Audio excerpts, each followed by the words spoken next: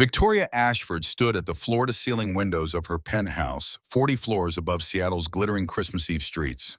The city sprawled below in a constellation of holiday lights, each pinpoint representing families gathering lovers, embracing children, squealing over wrapped packages. She pressed her palm against the cold glass and felt nothing but the temperature differential. Her other hand held a prescription bottle, Ambien. 60 pills rattled inside the amber plastic, a sound she couldn't hear, but felt through her fingertips. The vibration traveled up her arm like a question she'd been asking herself for 3 years. 32 years old. Chief Executive Officer of Ashford Properties, the third largest commercial real estate firm in the Pacific Northwest. Net worth $52 million, though the exact figure shifted daily with market fluctuations she monitored obsessively. Forbes had profiled her last spring youngest female CEO in Seattle's real estate sector. They'd written, as if her age and gender mattered more than the 14 properties she'd acquired in 18 months. The profile photographer had asked her to smile. She'd complied the way she complied with all business requirements. Later, staring at the glossy pages, she'd barely recognized the woman in the designer suit, hair pulled into that severe bun, lips curved into something that resembled happiness, but tasted like performance. Her phone buzzed on the marble countertop. A text from Megan, her assistant. Car waiting downstairs for board dinner, 7 p.m., reservation at Canlis confirmed. Victoria picked up the bottle again, unscrewed the cap. The pills tumbled into her palm, small, white, ordinary. How many would it take? She'd researched this the way she researched everything. 15, maybe 20, combined with the whiskey already open on the bar cart. Painless, clinical. A business decision executed with precision. The phone buzzed again. Another text, this one from Richard Foster, the board's most senior member. Looking forward to celebrating a successful year tonight, Victoria. Your parents would be proud. Her parents. 3 years dead, incinerated in a private jet that had plummeted into the Pacific during what should have been a routine flight to their Maui vacation home. The National Transportation Safety Board report had used words like mechanical failure and unsurvivable impact. But Victoria had read it as instant extinction of the only two people who'd ever learned American Sign Language for you. She set the pills on the windowsill, lined them up in neat rows. 60 chances to stop existing. 60 exits from a life that looked successful in every metric except the one that mattered. The apartment stretched behind her 3,500 square feet of architectural minimalism. White walls, black leather furniture. Abstract art her interior designer had insisted conveyed power and sophistication. The only personal item was a single photograph on the mantel, her parents on Christmas morning, 15 years ago, their hands frozen mid-sign spelling out "I love you" in the visual language that had been their secret family code. Victoria had been 17 in that photo home from her first semester at Princeton, Dave since age 4 when bacterial meningitis had destroyed her cochlear nerves so completely that even the most advanced implants offered no hope. Her parents, both hearing, had learned ASL within 6 months. Her father had hired a full-time tutor. Her mother had joined deaf community events, becoming fluent enough to interpret poetry. They'd made her feel like deafness wasn't disability, just difference. Then they died and she'd learned the truth: difference without someone who bridges it becomes isolation. Absolute, suffocating. She'd built Ashford Properties into an empire as a monument to them. Every acquisition, every negotiation, every hostile takeover had been a prayer offered to ghosts. See, she wanted to tell them, your deaf daughter isn't helpless, isn't broken, isn't less. But they couldn't see, and the empire felt like a mausoleum. Victoria scooped the pills back into the bottle, dropped it into her Hermes handbag. Not tonight, she decided. Tonight she'd go to dinner, smile at the board members who barely concealed their belief that a deaf woman had no business running a company, and return home to this expensive silence. Tomorrow maybe, or the day after. The pills could wait. They were patient.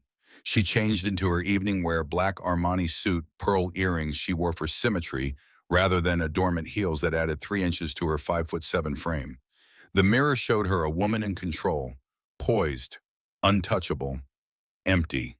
The phone buzzed one final time. She ignored it, grabbed her coat, and headed for the elevator. As the doors closed, her reflection multiplied in the mirrored walls, 7 Victorias, all alone, descending into a night that promised nothing except more of the same. 6 hours earlier, across Seattle in the industrial Georgetown neighborhood, Garrett Sullivan's world operated on an entirely different frequency. His workshop smelled like cedar and sweat, the good, honest odors of physical labor. Sawdust covered the concrete floor and drifts golden in the weak winter sunlight, filtering through high windows. A portable radio played classic rock he'd long since stopped hearing, as music just rhythm for his hands, which moved across oak planks with the confidence of 15 years' experience. The chair taking shape under his attention would sell for $600 if he could find a buyer. Hand-carved spindles, mortise, and tenon joints, tight enough to last a century. His father had taught him this craft before arthritis had gnarled the old man's fingers useless. "Garrett," he'd said during their last conversation before the cancer took him, "you make things that outlive you. That's not just work. That's legacy." Legacy, the word echoed differently now. Garrett glanced at the corner where Willa sat cross-legged, hunched over a coloring book with crayons worn down to nubs. 7 years old, brown curls escaping from a ponytail he'd attempted that morning, her mother's eyes staring up at him from a different face. Those eyes tracked him as he shut off the sander. "Daddy, are we getting a tree this year?" Her voice carried the particular hopefulness of children who've learned to expect disappointment but haven't yet stopped asking. Garrett set down his tools, wiped his hands on jeans already stained with a dozen different wood finishes. "Baby, we talked about this. Money's tight right now. The Hendersons still haven't paid for their dining set. But Mommy always got us a tree." The words hit like they always did, not accusatory, just factual. Diane had handled Christmas. Diane had handled everything that required joy, spontaneity, the kind of lightness Garrett had never quite mastered. 3 years gone, and Willa still measured life in before and after terms, as if her mother's death had split time itself. Garrett crossed the workshop, knelt to his daughter's level. His knees popped, 38 years old and already feeling 50. He signed as he spoke, the muscle memory of ASL returning like an old friend. "I know, sweetheart, but Mom's not here anymore. It's just us now. And we're doing okay, right?" Willa's small hands moved in reply. Her signing still clumsy, but earnest. "I miss her." "Me too, baby. Every single day." He pulled her into a hug, breathed in the strawberry shampoo he'd bought on sale at Safeway. 3 years since Diane's diagnosis. 2.5 since the ALS had stolen her voice, forcing them into sign language as her only communication. 2 years, 3 months since she died in their bedroom, Garrett holding her hand while Willa slept in the next room, mercifully unaware that her mother was slipping away with each labored breath. The workshop phone rang, an actual landline, because cell service was spotty in the metal building. Garrett released Willa, stood, grabbed the receiver. "Sullivan Woodcraft." The voice on the other end belonged to Monica Chen from Premier Furniture Connections, a placement service that matched craftsmen with high-end clients. "Mr. Sullivan, I have an emergency job. VIP client needs a table repaired today. Imported Italian walnut, very expensive. Can you do it?" Garrett checked his watch. 2:15 on Christmas Eve. Mrs. Clara from next door could watch Willa for a few hours if he begged. "What's the pay?" $600 cash if you finish by end of day." 600. That was rent. That was groceries for 3 weeks. That was maybe a small tree from the lot on Pacific Avenue. Address, Scala Building downtown. Penthouse unit. Client name is Victoria Ashford. Garrett jotted it down, promised he'd be there by 2:30, hung up and looked at Willa, who'd stopped coloring to watch him. "I've got a job, honey. Mrs. Clara will watch you for a bit." "What kind of job?" "The kind that might get us that tree after all." Willa's face transformed, hope replacing resignation. Garrett felt the familiar weight of parental responsibility, that tightrope walk between managing expectations and preserving whatever childhood magic survived in a home haunted by loss. 20 minutes later, toolbag loaded in his battered Toyota pickup, Garrett merged onto I-5 northbound. Seattle traffic crawled even on holidays, giving him too much time to think. He'd Googled the Escala building at a red light, luxury high-rise penthouse units starting at $4 million. The kind of place where his calloused hands and paint-stained jeans would mark him instantly as hired help rather than resident. But $600 didn't care about class distinctions. $600 was salvation dressed as furniture repair. The Escala's lobby gleamed with marble and understated wealth. A doorman in an actual uniform raised eyebrows at Garrett's appearance. but checked his ID against a list and directed him to the private elevator serving the penthouse. The elevator ride took 45 seconds. Garrett counted, watching the floor numbers climb, wondering what kind of person lived at the top of the world. Old money, probably. Tech wealth. Someone for whom $600 was a rounding error. The elevator opened directly into the penthouse. A young woman in business, casual assistant Garrett, guest greeted him with professional courtesy that didn't quite mask her assessment of his blue-collar credentials. "Mr. Sullivan, I'm Megan. Ms. Ashford is in her office. The table is this way." She led him through rooms that belonged in architecture magazines. Floor-to-ceiling windows framed Elliott Bay like a living photograph. Furniture that probably cost more than his truck sat in arrangements too perfect for actual living. Everything screamed wealth, but the particular kind of wealth that felt like armor. The damaged table stood in the dining area, a massive slab of Italian walnut, with a corner chipped badly enough that Garrett winced. Beautiful piece. The damage was fresh, probably from careless movers. Fixable, but it would take precision. "Ms. Ashford will be with you shortly. She's finishing a call." Megan disappeared, leaving Garrett alone with the table and the view. He ran his hand over the wood, feeling the grain, already planning the repair. His fingers had learned to read wood the way some people read faces. Every knot and swirl told a story about seasons and soil and time. Footsteps announced someone's approach. Garrett turned and found himself facing a woman who contradicted every expectation the penthouse had created. Victoria Ashford was young, early 30s maybe, blonde hair pulled back severely enough to hurt, wearing a suit that probably cost what he made in a month. But it was her eyes that stopped him, blue, intelligent, and carrying a particular kind of exhaustion he recognized from his own mirror. She stood with arms crossed, posture defensive, and for a long moment simply looked at him. Then she pulled out her phone, typed something, and a mechanical voice emerged from the device. "You're the carpenter, text-to-speech," which meant Garrett kept his expression neutral. Spoke clearly while facing her. "Yes, ma'am. Garrett Sullivan, I'm here about the table." She'd been reading his lips. He could tell by the way her eyes focused on his mouth the slight delay before she typed another response. "Can you fix it?" He examined the damage again, already knowing the answer but wanting to be accurate. "Yes, but it'll take 3 to 4 hours. This is expensive wood. I can repair the structure, but it won't look factory new. There'll be a visible seam." Her fingers flew across the phone screen. "I'm paying you $600 to do your best not to explain why it won't be perfect." The mechanical voice delivered the words without inflection, but Garrett heard the subtext. He'd dealt with wealthy clients before, people who mistook hired help for servants, who confused economic transaction with ownership. "Understood, ma'am." "Ms. Ashford." "Not ma'am, I'm not elderly." "Understood, Ms. Ashford." She nodded curtly, moved to a nearby desk where a laptop waited. Garrett unpacked his tools, acutely aware of being watched. He'd worked in plenty of homes where clients hovered, but something about Victoria's observation felt different. Not supervisory, more like she was studying him, trying to solve an equation. He lost himself in the work. Sanding, cutting a matching piece from the sample board he always carried, mixing wood filler to precisely match the walnut's grain. His hands moved with practiced efficiency while his mind wandered. This woman, living alone in this palace, working on Christmas Eve, unable to hear the city singing carols 40 floors below. The apartment felt like a museum, beautiful and utterly lifeless. No photos except one, no clutter, no evidence that anyone actually lived here. Loneliness had a particular texture, Garrett had learned.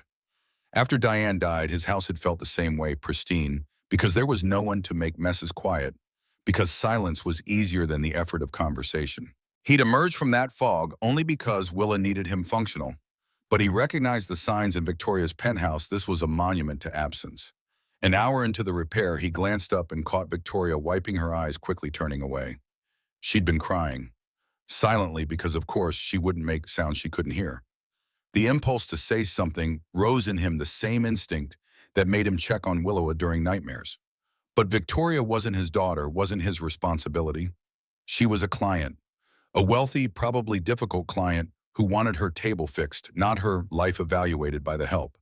Still, the image of her wiping away tears stuck in his mind like a splinter. He worked in silence for another hour before his conscience overrode professionalism. "Ms. Ashford, You okay? She turned surprise, replacing whatever emotion had been on her face. Her thumbs moved across the phone. Why would you think I'm not? Garrett kept his voice gentle, made sure she could see his mouth clearly. Just checking. Sorry if I overstepped.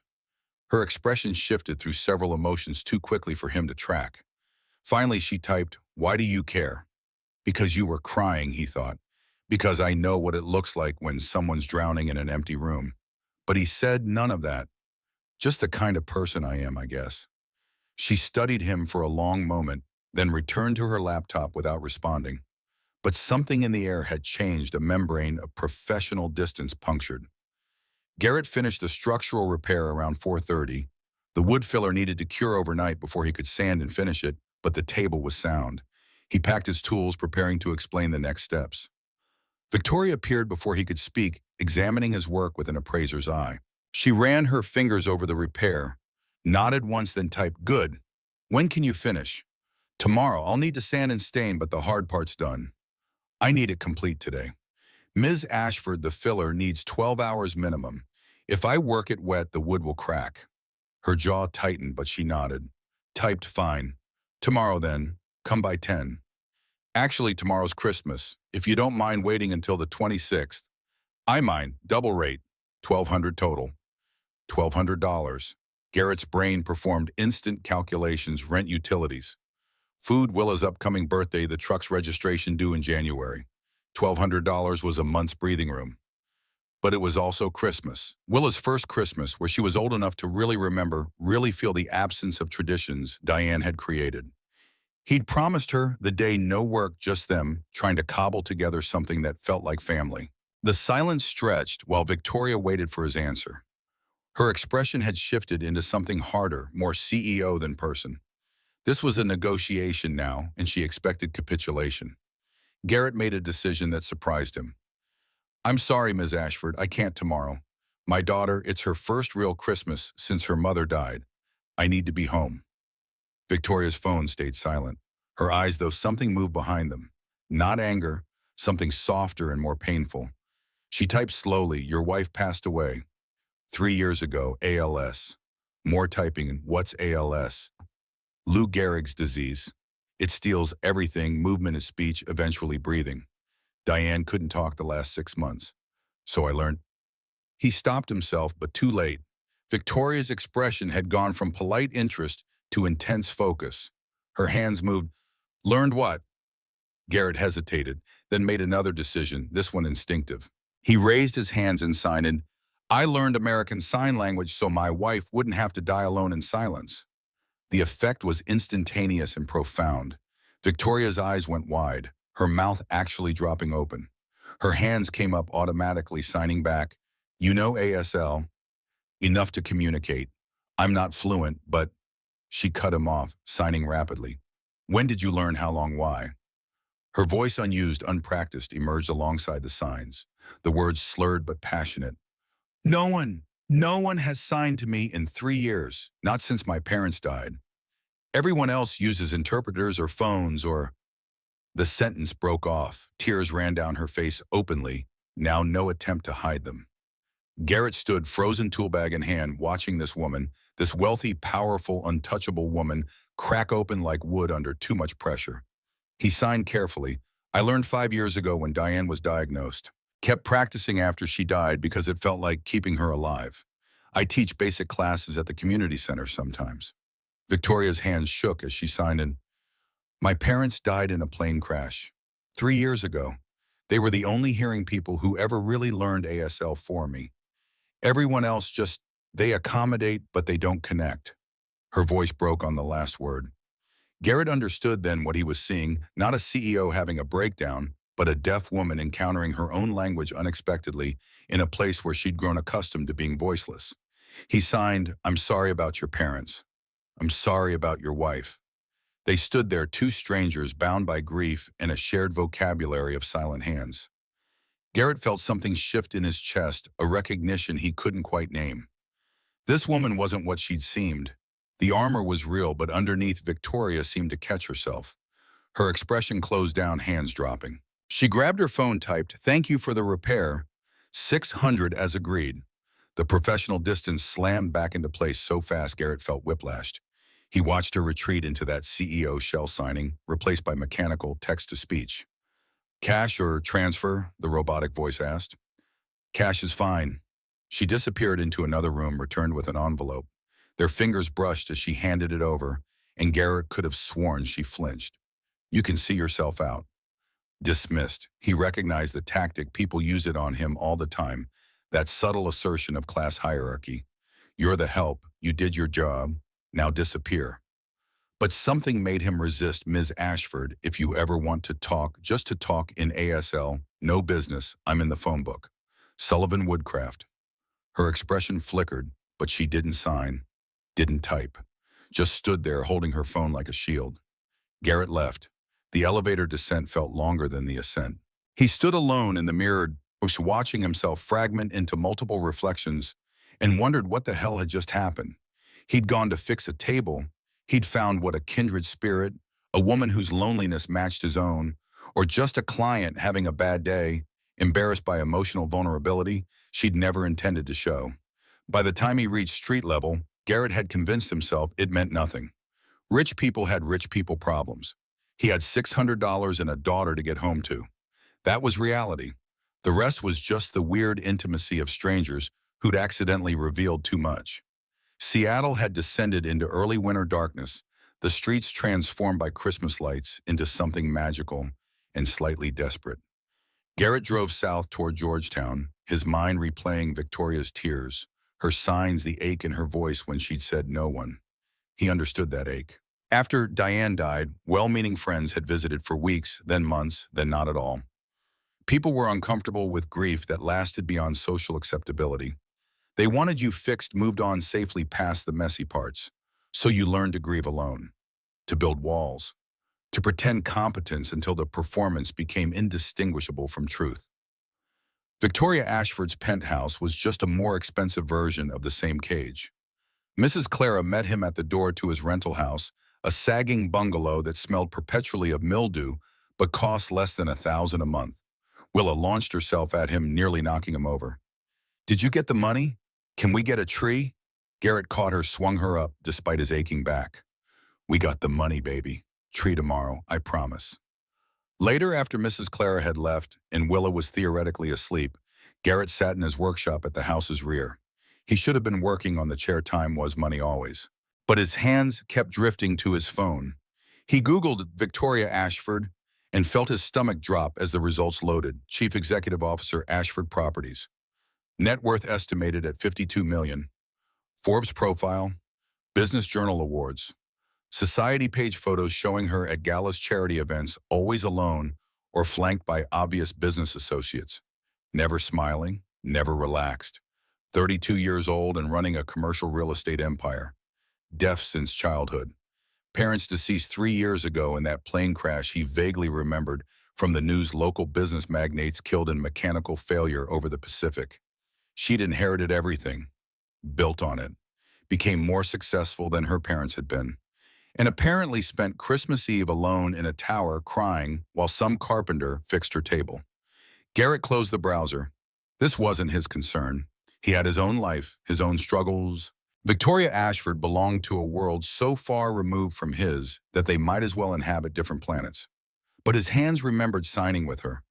The way her face had transformed when he'd used ASL, like someone finding water in a desert.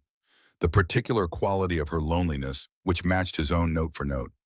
He should forget about it, about her, file it under weird rich people, and move on. Instead, he found himself thinking about tomorrow, Christmas Day, which he'd told her he couldn't work. What would she do? Sit in that museum penthouse alone? Order catered food that tasted like money and nothing else? Stop it, he told himself. Not your problem, not your life. But the image wouldn't leave him. Victoria Ashford signing no one with tears on her face. 6:15 Christmas Eve found Victoria exactly where she'd promised herself she wouldn't be. Café Knoll, a tourist trap coffee shop in Pike Place Market that stayed open on holidays for exactly the kind of lonely souls who couldn't bear to be home. She'd canceled the board dinner with a terse email about food poisoning. Megan had probably seen through the lie, but knew better than to push. Victoria had changed from the suit into jeans and a cashmere sweater, her version of casual, which still cost more than most people's monthly rent. The cafe bustled with Christmas Eve energy. Families claimed the large tables, children sticky with hot chocolate and too much sugar. Couples nestled in corners, hands intertwined, radiating the particular smugness of people who'd found their person and wanted the world to notice. Friend groups sprawled across pushed-together chairs, laughing at jokes Victoria couldn't hear, but could see in the way their bodies shook mouths wide. She chose the corner table farthest from the noise, a tactical position that offered sightlines to the entire room while minimizing the chance of unwanted interaction. Ordered chamomile tea from a waitress who spoke too fast for lip reading, forcing Victoria to point at the menu. Like a tourist. The tea arrived lukewarm. Victoria wrapped her hands around the cup anyway, grateful for something to hold. This cafe had been her parents' favorite. They'd brought her here every Christmas Eve since she was 8, a tradition that outlasted childhood and became ritual. Her father would order gingerbread cookies. Her mother would get peppermint cocoa. Victoria always had tea. She'd hated coffee's bitterness, even before meningitis stole her hearing. They'd sit for hours, her parents signing about work, family, the year's triumphs and disappointments. Other diners would stare at the flying hands, the silent conversation, and Victoria had loved making them uncomfortable with visibility.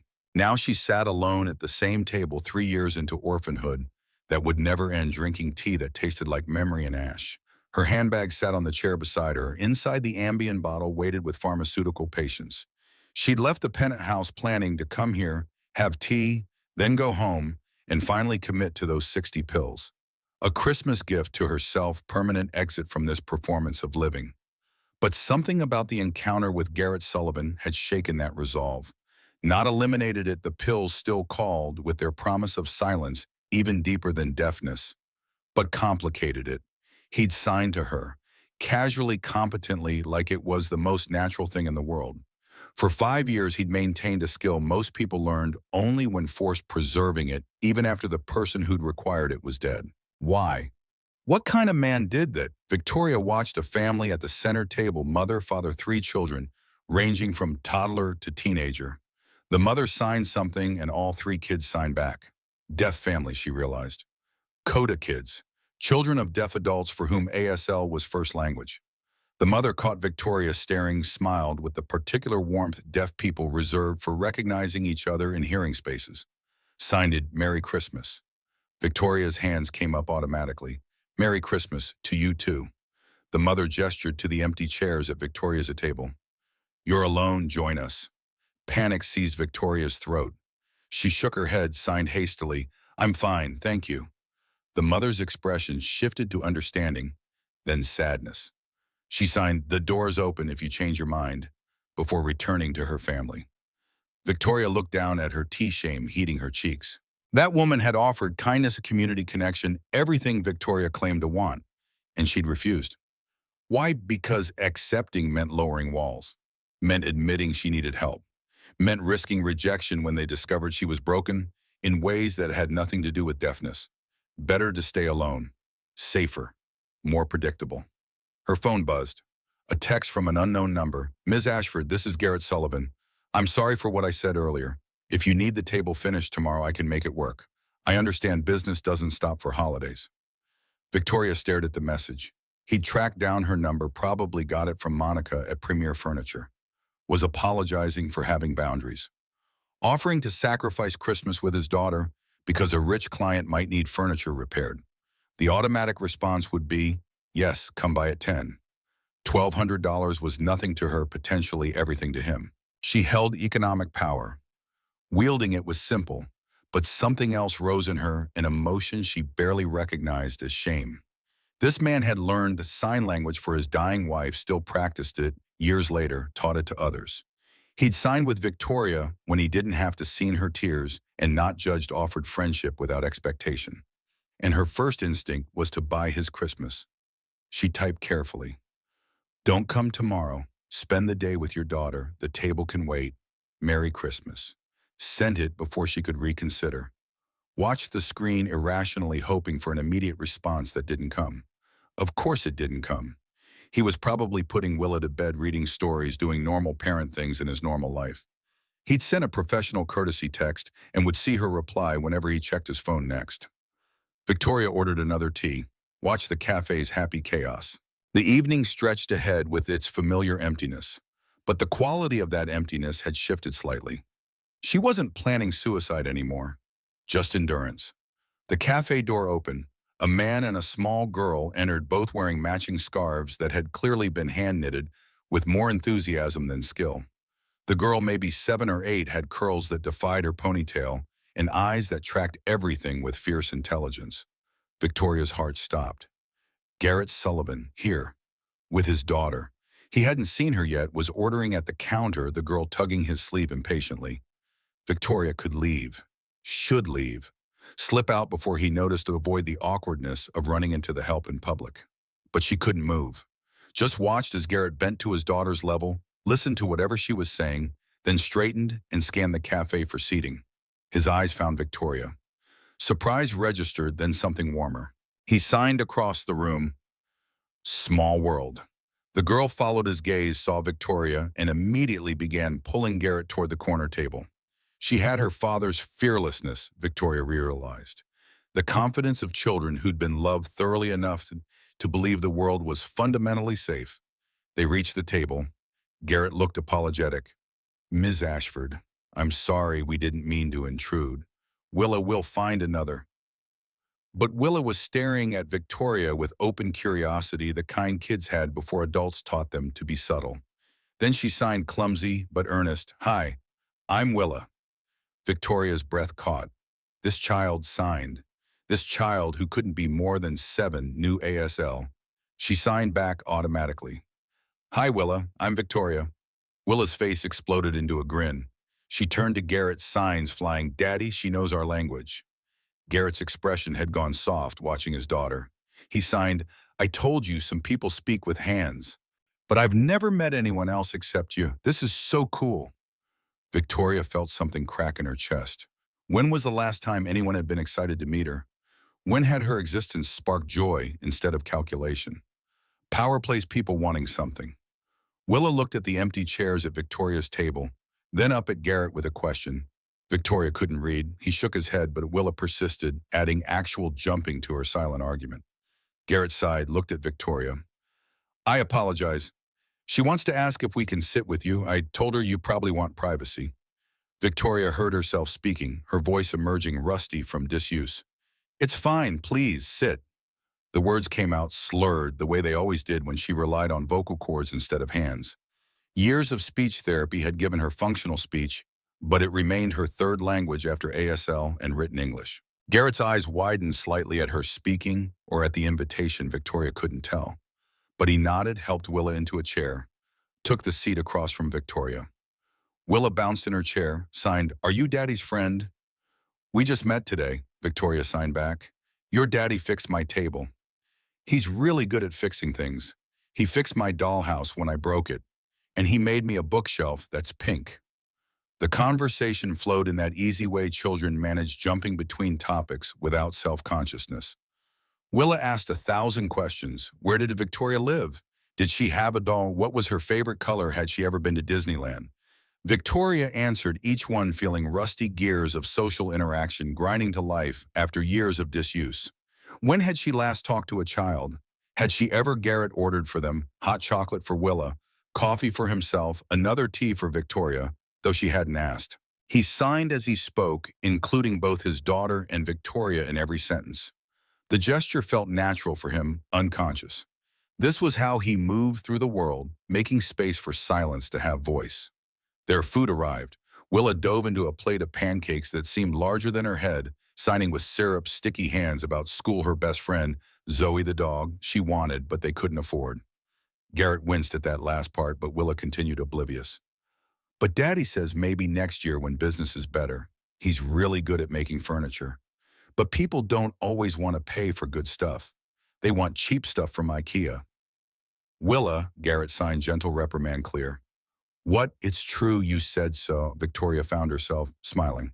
Actually smiling, not the corporate mask she'd perfected, but genuine amusement at this tiny force of nature who knew no filter. She signed to Garrett, "She's wonderful." His expression softened further. She's my whole world. Something in the way he signed it, the tenderness, the absolute certainty, made Victoria's chest ache. What must it feel like to love and be loved that completely? To have your whole world embodied in one small person who trusted you to make everything okay.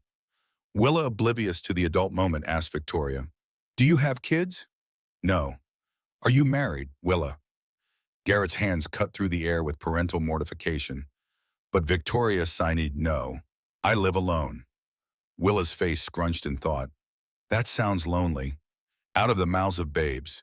Victoria felt tears threatening and pushed them back. Sometimes it is. You should get a dog.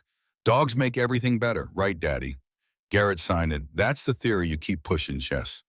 They finished eating. Willa chattered on, oblivious to the strange energy at the table, or perhaps perfectly attuned to it. In that way, children sometimes were filling silences with innocent noise until adults remembered how to connect. Victoria excused herself to use the restroom. Inside the small space, she gripped the sink and stared at her reflection.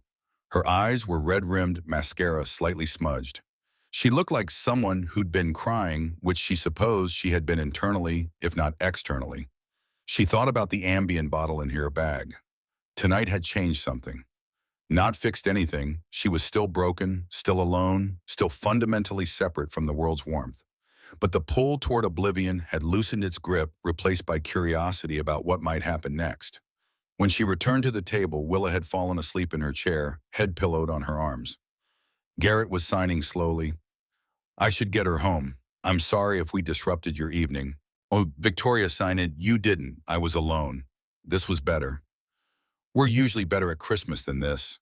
Last year was worse. This year I thought—" He stopped, hands frozen mid-sign. Victoria waited. Garrett continued, "I thought maybe we were getting better at being without Diane. But holidays are hard. All the traditions we built, they're like ghosts now." "I understand. My parents and I came here every Christmas Eve.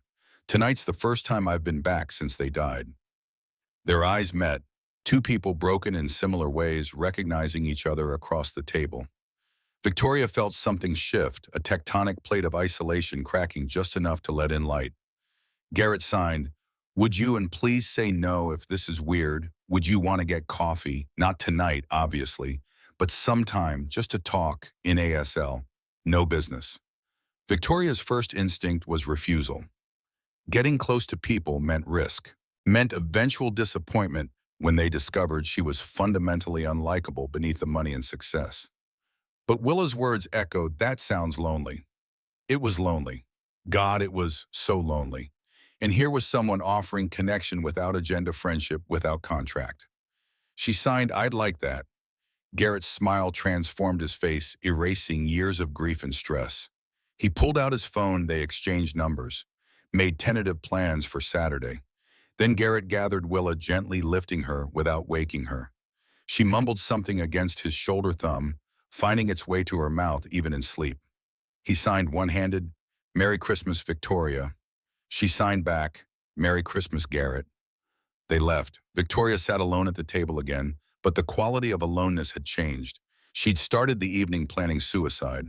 She was ending it with a coffee date scheduled for Saturday. The shift felt seismic. Outside the cafe windows, Seattle glittered with Christmas Eve magic.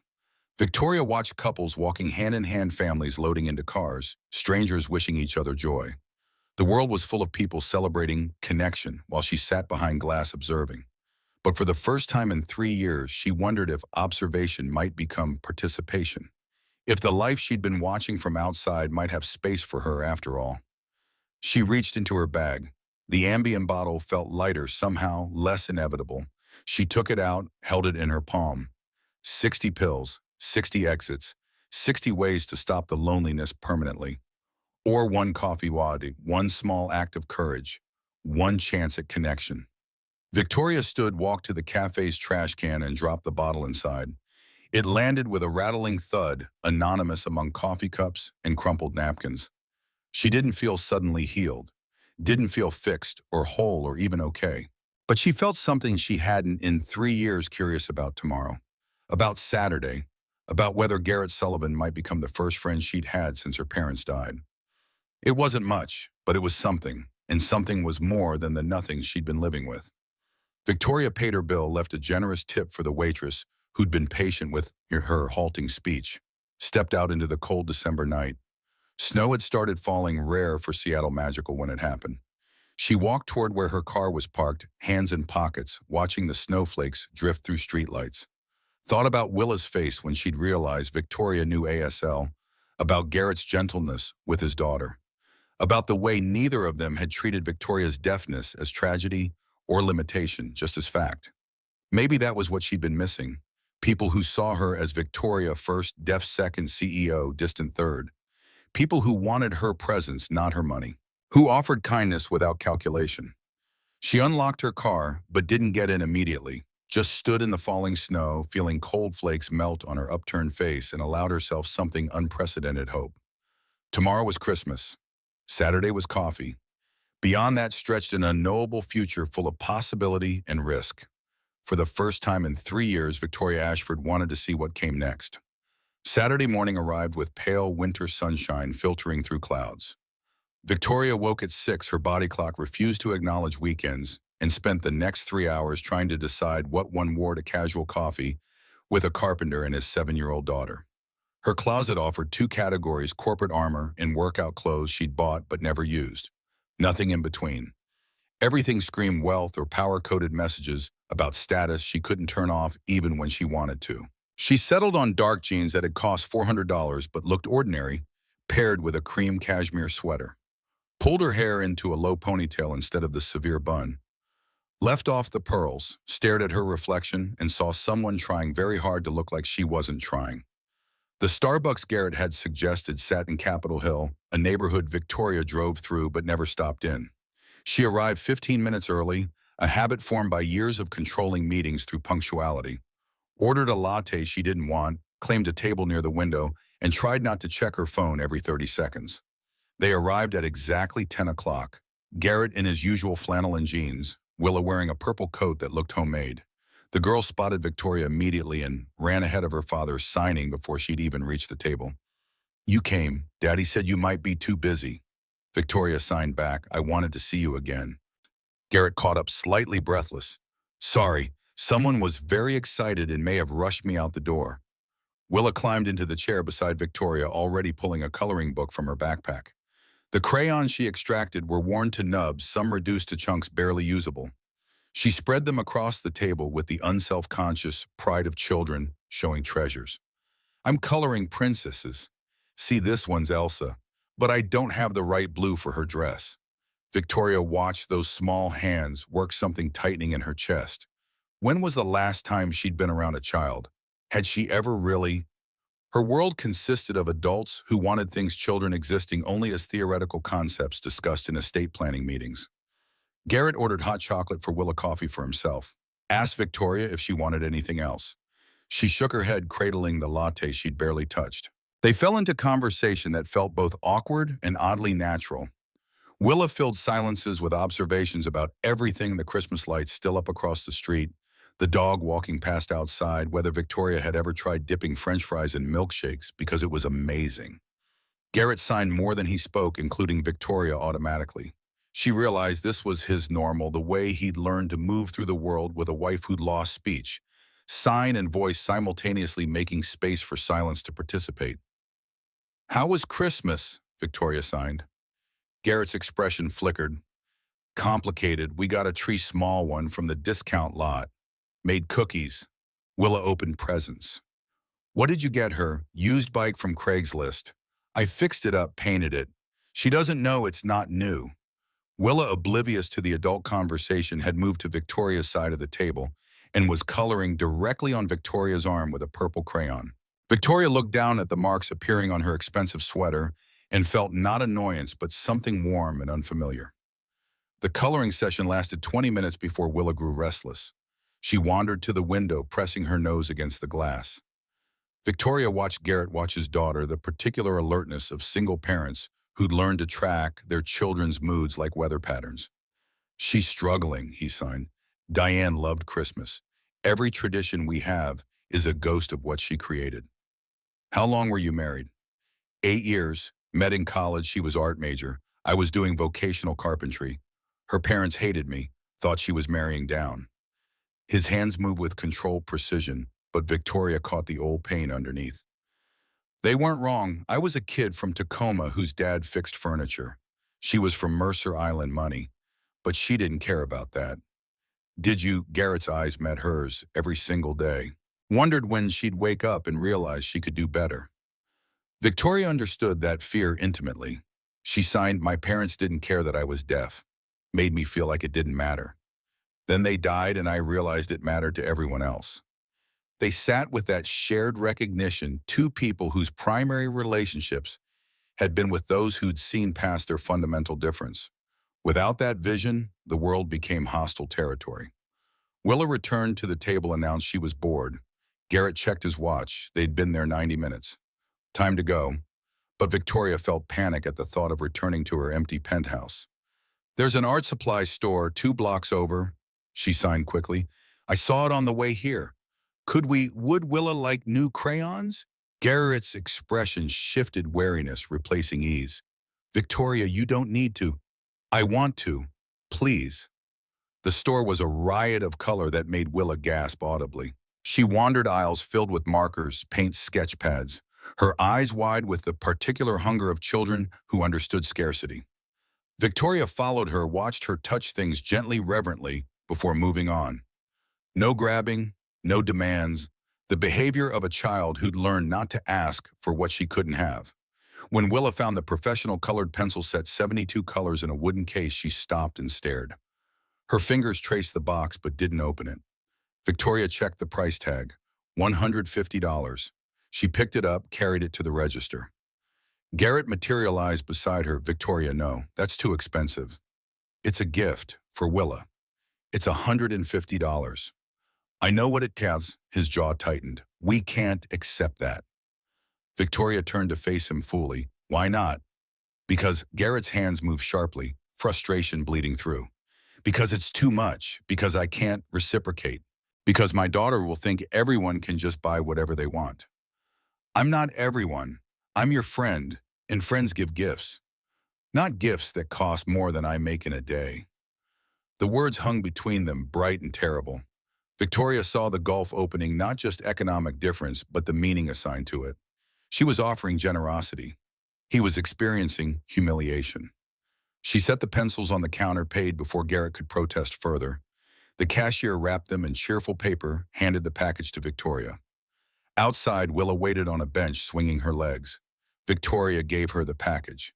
The girl's eyes went huge when she opened it. "For me? Really, truly, for me?" Victoria nodded. Willa threw herself at Victoria's legs, squeezing tight. Over the child's head, Victoria saw Garrett's expression, gratitude and resentment fighting for dominance. The walk back to the parking lot felt strained. Garrett's silence had weight pressing against Victoria's attempts at casual conversation. When they reached her car, a Tesla Model S, she suddenly wished she'd left it home. He finally signed. "Thank you for the gift. Willa will love it. But Victoria, we need to talk about boundaries." "What boundaries?" "About what's appropriate between friends with very different financial situations." Victoria felt heat rising in her chest. "You mean between rich people and poor people?" Garrett flinched. "I didn't say that." "You implied it." "Garrett, I don't care about money." "But I do." His hands cut the air. "I care that I can't give your daughter, if you had one, a gift worth 1/10 of what you just spent. I care that we're not equal in this friendship." "We are equal. Money always matters." He signed it with finality. "You're just rich enough to pretend it doesn't." Victoria drove home with those words ringing in her head. Equality. As if human worth could be calculated in bank balances. As if Garrett's ability to sign to parent, to create beauty from wood meant less than her ability to acquire properties. But she knew he was right. Money did matter. It created distance, expectations, power imbalances that no amount of good intention could erase. The next week crawled past. Victoria threw herself into work meetings, acquisitions, the never-ending demands of an empire that existed to grow larger. But her mind wandered during presentations, imagining what Garrett was doing. Whether Willa was using the colored pencils. Whether he regretted the friendship already. Wednesday evening, her phone buzzed. Text from Garrett. "Coffee was nice. Thank you for the gift." Willa hasn't stopped drawing. She stared at the message, analyzing it like a contract. Friendly but formal, grateful but distant, the kind of text you sent to acquaintances, not friends. She typed back, "I'm glad she likes them. Maybe we could get together again soon." The response took 12 minutes. "Sure, I'll check my schedule." Thursday, Victoria did something she'd never done, Googled someone she knew personally, typed Garrett Sullivan Seattle into her browser, and watched the minimal results populate. Sullivan Woodcraft had a basic website showcasing furniture photos. No prices listed, everything, contact for quote, the mark of craftsmen who couldn't compete with mass production on cost. A few Yelp reviews praising quality, but noting slow turnaround times. A Facebook page updated sporadically, mostly photos of completed work. Nothing about his personal life. No social media presence. No digital footprint beyond his business. She expanded the search, found a wedding announcement from 12 years ago in the Seattle Times, Diane Margaret Foster to Garrett James Sullivan. The photo showed them impossibly young, glowing with certainty that their story would have a happy ending. Then an obituary from 3 years prior. Diane Foster Sullivan, beloved wife and mother, lost her courageous battle with ALS. Services private. In lieu of flowers, donations to the ALS Association. Victoria read and reread that obituary, trying to imagine the man she'd met being shattered by that loss. Trying to picture him learning sign language as his wife's voice disappeared. Raising a daughter alone while grief hollowed him out. Friday afternoon, her phone rang. Garrett's name on the screen. She answered via text relay service. The operator would voice what she typed, type what Garrett said. "Victoria, it's Garrett. I'm sorry to call, but I wanted to ask, would you like to come to dinner? Nothing fancy, just us at my place. Tomorrow night." The operator's emotionless voice delivered the words, but Victoria imagined them in Garrett's cadence. She typed, "I'd love to. What can I bring?" "Just yourself, 6 o'clock. I'll text you the address." The address arrived minutes later. Victoria inputted into Google Maps a rental house in Georgetown, the kind of neighborhood where chain-link fences outnumbered picket ones. She'd driven through Georgetown exactly once on the way to a warehouse property acquisition, had noticed it the way rich people notice poverty, with abstract pity and immediate dismissal. Now she was going there for dinner. As a guest. A friend. Saturday, she made the same wardrobe mistake, overthinking changing 5 times, landing on jeans and a sweater that cost less than the colored pencils, but still more than Garrett probably spent on clothes in 6 months. The drive took 25 minutes from her downtown penthouse. Victoria watched the cityscape transform from sleek high-rises to industrial buildings to residential blocks where houses sagged with age and deferred maintenance. Garrett's street dead-ended at a train track. His house was a small bungalow with peeling paint and a porch that tilted slightly. Nothing like her penthouse. Nothing like anywhere she'd ever been invited. She parked the Tesla between a pickup truck and a sedan held together by rust and prayer. Suddenly aware of how her car announced wealth, she locked it and hurried to the door. Garrett answered before she could knock, Willa peering around his legs. The interior smelled like garlic and tomato sauce, warm and lived in. Furniture that didn't match but somehow worked. Willa's drawings taped to walls. A life that looked nothing like Victoria's sterile perfection, but felt infinitely more like home. "Come in, dinner's almost ready." The house was small enough that the kitchen opened directly into the living room. Garrett returned to the stove where pasta boiled and sauce simmered. Willa dragged Victoria to see her bedroom, a tiny space dominated by a bed and the handmade pink bookshelf Garrett had mentioned. "Daddy made everything. The bed, the shelf, even my desk. He's the best builder in the whole world." Victoria knelt beside drawings spread across the floor, all done with the colored pencils, each one carefully labeled with Willa's name and date. A child claiming her work, proud of what she'd created. They ate at a table Garrett had clearly made himself, rough-hewn but sturdy. The pasta was simple marinara from a jar, garlic bread salad from a bag. Nothing fancy, nothing pretentious. Victoria couldn't remember the last time she'd enjoyed a meal more. Willa monopolized conversation, signing rapidly about school friends, a boy who'd pulled her hair. Garrett listened with the full attention of parents who knew childhood was brief, already mourning its passage, even as they lived it. After dinner, Willa wanted to watch a movie. Garrett set her up with a Disney film on the small television, then gestured Victoria outside. The back porch overlooked his workshop, a converted garage still lit from earlier work. They sat on steps that needed replacing winter air sharp enough to sting. "Thank you for coming," Garrett signed. "Thank you for inviting me. I wanted to apologize for last week. I was defensive about the pencils." Victoria shook her head. "You were honest. I was thoughtless. I didn't consider how it might feel to receive something you couldn't reciprocate. It's not about keeping score. It's about," he paused, searching for signs that matched his meaning. "It's about feeling like an equal, like I bring something to the table beyond need." "You do. You bring yourself, Willa, this." She gestured at the house, the workshop, the life he'd built from grief and sawdust. "You bring perspective I don't have, connection I've forgotten how to create. But I can't buy you $1,000 gifts, can't take you to nice restaurants, can't—" "I don't want that." Victoria's hands moved urgently. "I have money. I've always had money. It doesn't fill anything. But this tonight, this fills something." Garrett studied her face. "What does it fill, Spring?" "The part that's been empty since my parents died. The part that forgot what it feels like to be wanted for something other than business." They sat in silence, breath fogging in the cold. Victoria thought about her penthouse, expensive, beautiful, devoid of any evidence that a human actually lived there. Compared it to this tilting porch, this patched-together house where a man and his daughter built a life from scraps and love. Which one was poverty? Which one was wealth? "I have a confession," Garrett signed. "I Googled you." Victoria's stomach dropped. And you're not just in real estate. You're the CEO of a $50 million company. Forbes 30 under and society pages. The whole thing. Does it change anything?" "I don't know. Should it?"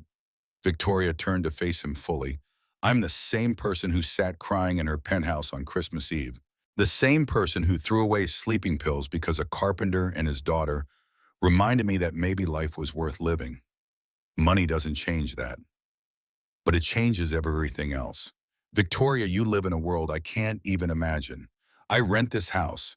I drive a truck with 200,000 miles. Willa's bike came from Craigslist. So, so what are we doing? Pretending we're friends, that class doesn't matter, that you won't eventually realize you're slumming with the help." The words landed like blows. Victoria felt anger rising, defensive and raw. "Is that what you think, that I'm using you as some charity project, some way to feel good about myself? I think you're lonely, and I think lonely rich people sometimes mistake the convenience of poor people for actual connection." Victoria stood fury, making her clumsy. "Go to hell, Garrett. I came here because I wanted to. Because Willa makes me laugh and you make me feel less alone. If you want to reduce that to economics, fine. But don't pretend you know what my life is like." She started for her car. Garrett caught her arm, spun her around. His face showed anguish. "Not anger, I'm scared." The admission stopped her. She signed, "Of what?" "Of Willa getting attached to you. Of me getting attached. And then you disappearing because this novelty wears off, and you remember you have a real life with real people in it. You think you're not real. I think we're from different worlds, and worlds that different don't mix." Victoria pulled free, headed for her Tesla. Garrett didn't follow. She drove away, watching him shrink in the rearview mirror, a man standing on a broken porch, convinced he wasn't good enough because he'd been taught to measure worth in dollars. The next 3 weeks became an exercise in coexistence without contact. Victoria buried herself in work. Ashford Properties was negotiating a major acquisition, a $25 million commercial complex that would cement her position as Seattle's youngest real estate titan. The deal consumed 16-hour days, meetings with lawyers, accountants, the sellers who kept changing terms, board members who questioned every decision, especially Thomas Bryant, who'd made his disapproval of Victoria's leadership increasingly vocal. "You're distracted," he said during a Friday strategy session. "Ever since the holidays, your focus has been elsewhere." "My focus is exactly where it needs to be, unless you'd like to explain how we've increased revenue 40% under my leadership." Bryant's smile was thin. "Revenue isn't everything. Stability matters. Consistency. The board is concerned you're spreading yourself too thin. Personal entanglements affecting professional judgment." "I have no personal entanglements." "Good. Keep it that way." Victoria left the meeting feeling flayed. Personal entanglements. As if friendship was a liability, as if connection made her weak rather than human. Her phone stayed silent. No text from Garrett, no photos of Willa's latest artwork. The friendship had died as quickly as it had started, another casualty of class warfare. Neither of them had wanted to fight. Mid-January brought complications. The property acquisition stalled when structural inspections revealed foundation issues. 25 million was now potentially 30 million to make the building viable. The board balked. Sellers refused to lower the price. Victoria found herself caught in the middle, bleeding stress from every pore. She worked until midnight most nights, returning to her penthouse only to sleep 4 hours before starting again. Food became an afterthought. Exercise disappeared.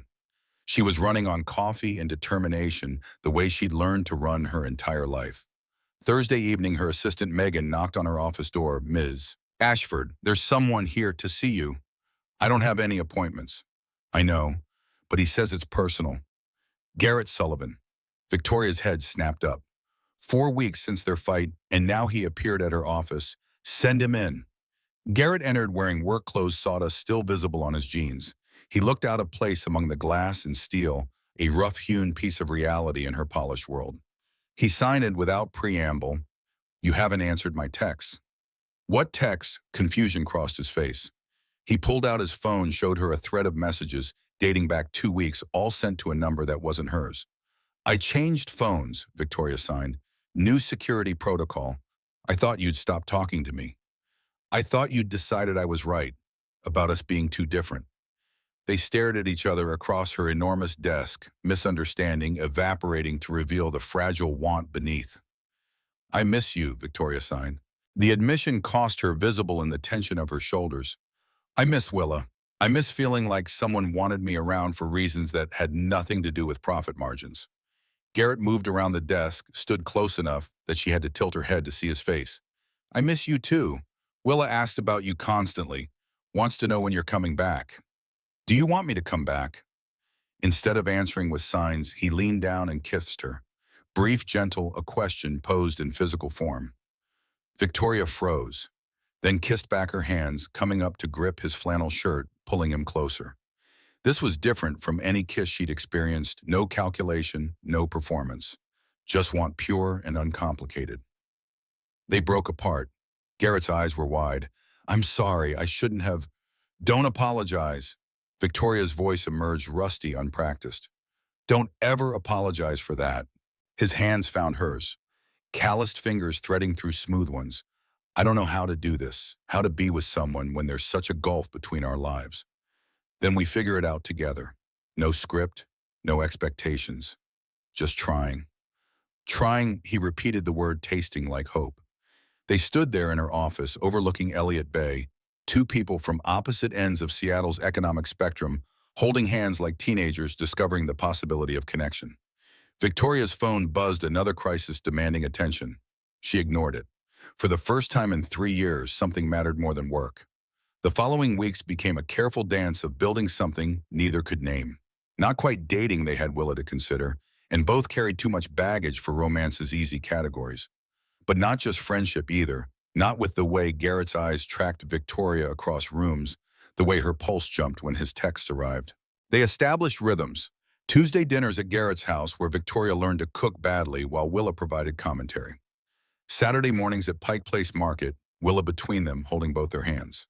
Occasional evenings when Willa stayed with Mrs. Clara and Garrett came to the penthouse, both of them awed by the strangeness of their togetherness.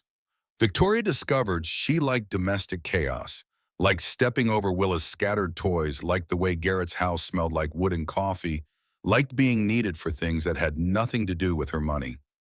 One evening, washing dishes side by side while Willa did homework at the kitchen table, Garrett signed, "I'm falling for you, and it terrifies me."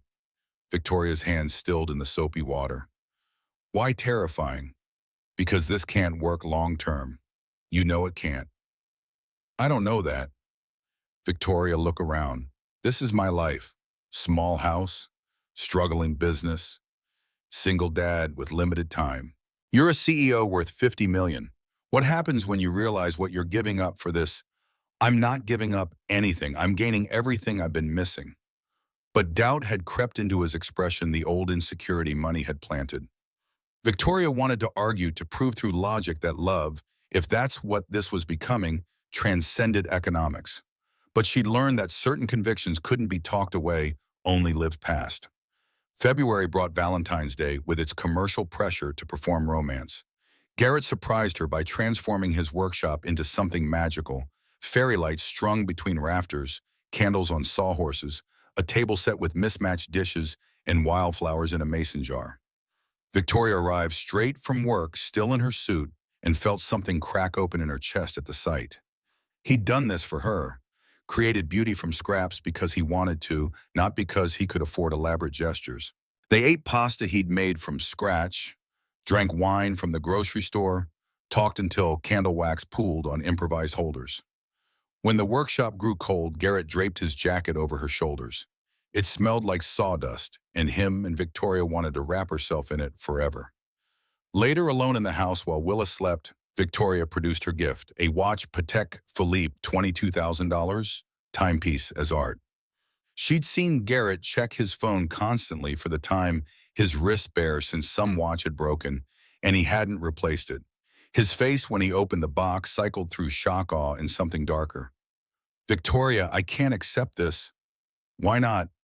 "Because it costs $22,000. Because I brought you homemade pasta, and you brought me a watch worth more than my truck." "It's a gift. Gifts aren't transactions, but they create debt." His hands moved sharply, frustration bleeding through control. "I can never reciprocate this, never give you something equivalent. And every time I look at it, I'll remember that." Victoria felt heat rising. "So I'm supposed to pretend I'm not wealthy, buy you things from Target, so you feel better about yourself. I'm supposed to feel like an equal partner, not a charity case. You're not. Then why haven't you told anyone about us?" The question landed like an ambush. Victoria's hands froze mid-sign. "What? Your friends, colleagues, anyone in your world? Have you mentioned that you're seeing someone?" The silence stretched answer enough. Garrett's expression hardened. "That's what I thought." "Garrett, it's complicated." "It's not complicated. You're ashamed of me." "That's not true." "Then what is it? Why am I good enough for private dinners but not good enough to acknowledge publicly?" Victoria struggled for words that wouldn't sound like excuses. "Because people will judge, will think you're with me for money, will question my judgment." "So you agree with them?" "What? No. You think I'm not good enough." A carpenter from Georgetown who learned his trade from his father. Why would Victoria Ashford, CEO and heiress, admit to being with someone like that? The words came from deep wounds, old scars reopened. Victoria reached for him, but he stepped back, shaking his head. "I can't do this, can't pretend that your world and mine have any overlap. You'll always be wondering if I'm using you. I'll always be wondering when you'll wake up and realize you can do better." "Garrett, please. I need time to think about whether love is enough when everything else is impossible." He walked her to her car, distant now, the intimacy of dinner dissolved into formality. Victoria drove away, crying mascara, running chest aching with the particular pain of losing something before fully possessing it. The Tesla's navigation guided her automatically toward downtown, toward her penthouse, toward the life that had been waiting all along to reclaim her. She thought about Garrett's face when he'd seen the watch. Not gratitude, but humiliation, the gift transformed into evidence of inequality. Maybe he was right. Maybe their worlds were too far apart. Maybe loving someone across class lines was a fantasy rich people told themselves, while poor people lived the brutal reality of never measuring up. Victoria parked in her building's underground garage, rode the elevator to the 40th floor, entered her immaculate penthouse. Everything in place. Everything perfect. Everything exactly as it had been on Christmas Eve when she'd stood considering her options. She walked to the window, pressed her forehead against cold glass, and let herself grieve. Not just for Garrett, though that loss was immediate and sharp, but for the glimpse she'd had of a different life, one where worth wasn't measured in acquisitions and profit margins, where connection mattered more than control, where she could be Victoria instead of Ms. Ashford woman, instead of CEO human, instead of machine. Her phone buzzed. A text from Megan. "Board meeting moved to 8 a.m. tomorrow. Bryant pushing vote of no confidence. You need to prepare." Victoria closed her eyes. Of course. The acquisition had stalled, her attention had wavered, and sharks smelled blood. Brian had been waiting for weakness, any crack to exploit. She should spend tonight at preparing. Marshalling arguments, gathering data, shoring up support among board members who respected results but questioned her judgment. Instead, she stood at the window and wondered if Garrett was right, if she'd been pretending all along. Playing it normal while remaining fundamentally separate, unable to bridge the gap between her reality and everyone else's.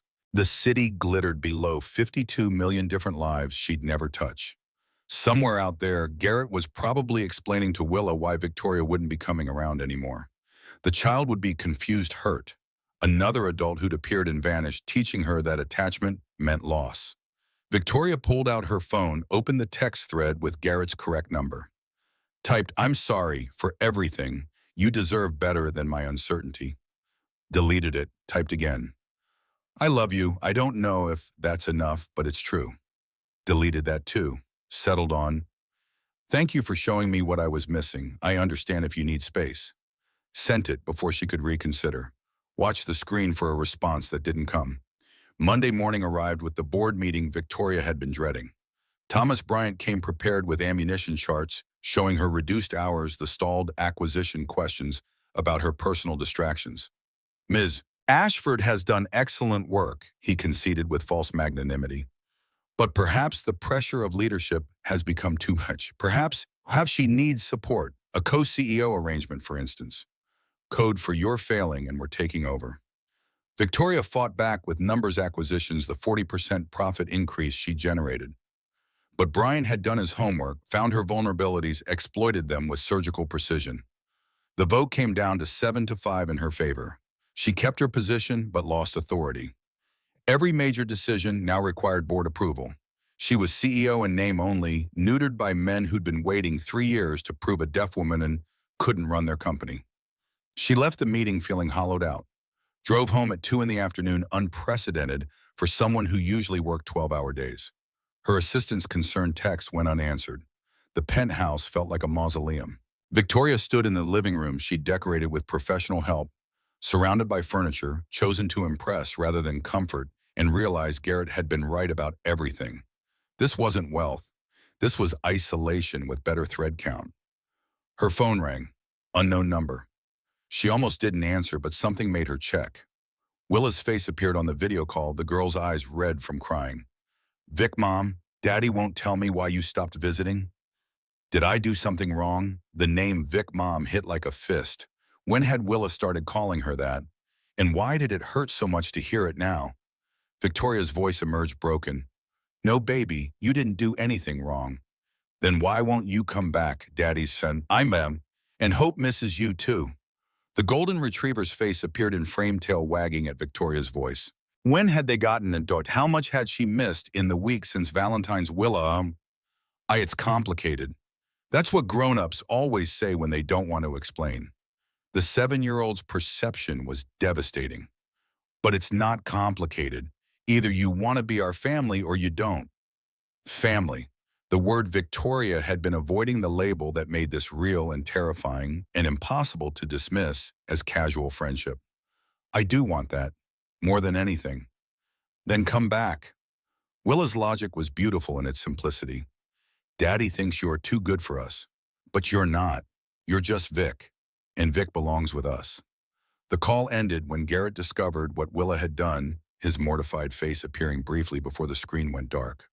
But the damage or gift, Victoria wasn't sure which had been done. She sat in her empty penthouse, holding a phone that connected her to a life she'd convinced herself was impossible, and made a decision that terrified her more than any business deal.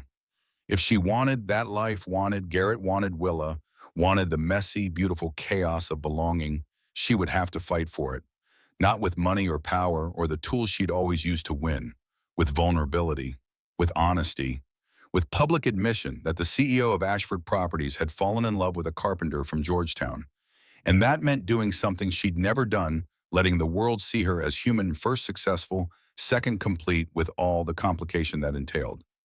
Victoria stood, smoothed her suit, and began planning. Not for a board meeting or acquisition, but for a gesture that would prove to Garrett and herself that some things mattered more than maintaining the walls that kept her safe and alone. Victoria spent 3 days planning what would either save her or destroy her completely. Sleep became theoretical, existing only in 20-minute intervals between brainstorming sessions she conducted alone in her penthouse. Megan noticed but knew better than to ask questions when her boss spiraled into obsessive focus. The plan crystallized Tuesday evening while Victoria stood in her closet staring at suits that had become armor, wondering when protection had calcified into prison. She pulled out her phone, texted Megan, "Schedule press conference for Friday, 2 p.m. Grand Hyatt Ballroom. Invite everyone, board members, business press, Seattle Times local TV stations." Megan's response came instantly. Topic: personal announcement. Ms. Ashford, the board will want details. They'll get them Friday with everyone else. Wednesday morning brought pushback. Thomas Bryant called her office directly, rare enough that Megan forwarded it to Victoria's cell with apologetic urgency. The relay operator's voice translated Bryant's words into text. "What the hell are you doing? Victoria, a press conference about personal matters. The board hasn't authorized this." Victoria typed her response for the operator to voice, "The board doesn't control my personal modem. This announcement doesn't concern Ashford Properties business. Everything you do concerns this company. You represent us. I represent myself. If you don't like it, vote me out, but you can't stop me from speaking." She hung up before he could respond, hands shaking with adrenaline. She'd just declared war on the board that barely tolerated her leadership. After Friday, they'd either accept her humanity or destroy her career. Possibly both. The next 2 days became exercises in controlled terror. Victoria wrote and rewrote her speech, each draft revealing new vulnerabilities she wasn't sure she could expose. Saying "I'm in love" to a room full of business associates felt like stripping naked in public. Admitting that love was with a carpenter, someone the board would immediately calculate, as Fortune Hunter risked everything she'd built. But Willa's voice echoed constantly. "Either you want to be our family or you don't." Family required courage Victoria had never needed for acquisitions or negotiations. Business was chess strategy, logic, predictable moves. This was free fall without guarantee of landing. Thursday night, she tried on 7 different outfits before settling on a navy suit that was professional without being corporate armor. She needed to look like a CEO making an important announcement, not a woman having a breakdown. Though maybe those were the same thing.